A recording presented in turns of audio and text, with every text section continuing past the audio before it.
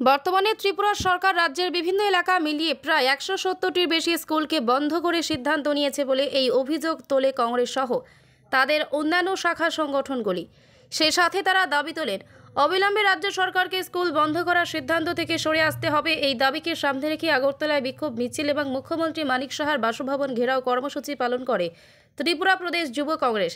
এদিন তারা ত্রিপুরা প্রদেশ যুব কংগ্রেসের সভাপতি নীলকমল সাহার নেতৃত্বে সংগঠনের সদস্যরা রাজধানী আগরতলা পোস্ট অফিস চৌমোহনী এলাকার কংগ্রেস ভবনের সামনে থেকে সংগঠনের পতাকা এবং কালো বেলুন হাতে নিয়ে বিক্ষোভ মিছিল করেন। শহরের বিভিন্ন রাস্তা পরিক্রমা করে সব শেষে তারা বনমালীপুর এলাকার মুখ্যমন্ত্রী মানিক সাহার বাসভবন ঘেরাও করে বিক্ষোভ দেখাতে থাকে। এই ঘটনার খবর পেয়ে বিশাল পুলিশ বাহিনী ঘটনাস্থলে পৌঁছায় এবং বিক্ষোভের যুব কংগ্রেসের সকল সদস্যদেরকে গ্রেপ্তার করে আগরতলার এডিনগর এলাকার পুলিশ লাইনের মাঠে নিয়ে যায়।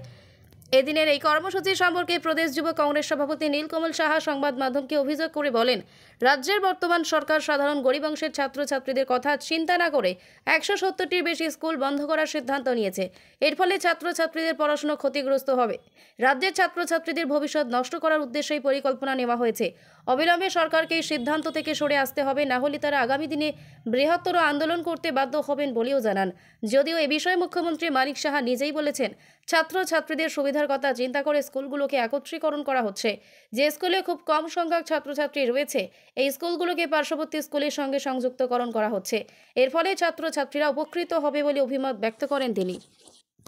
রাজ্যের নানা প্রান্তে প্রায় 160টির মতন স্কুলকে বন্ধ করে দেওয়া হচ্ছে। কিসের স্বার্থে তা এখনো জানা নেই। আমরা 26 তারিখ শিক্ষা ভবনে গিয়ে আমরা একটা মেমোরেন্ডাম দিয়েছিলাম। আমরা বলেছিলাম যে আপনারা যদি এইভাবে স্কুলগুলোকে বন্ধ করে দেন, রাজ্যের ছাত্রছাত্রীদের ভবিষ্যৎ অন্ধকার হয়ে যাবে। সেখানে ডাইরেক্টর ম্যাডাম আমাদেরকে বলেছিল এরকম কিছুই না, এটা একটা সার্ভে হয়েছে। কিন্তু তারপরে আমরা সংবাদ মাধ্যমেই খবর পেয়েছি যে রাজ্যের 160টি, পশ্চিমে এবং উত্তরে 170টি স্কুলকে বন্ধ করে দেওয়া হচ্ছে।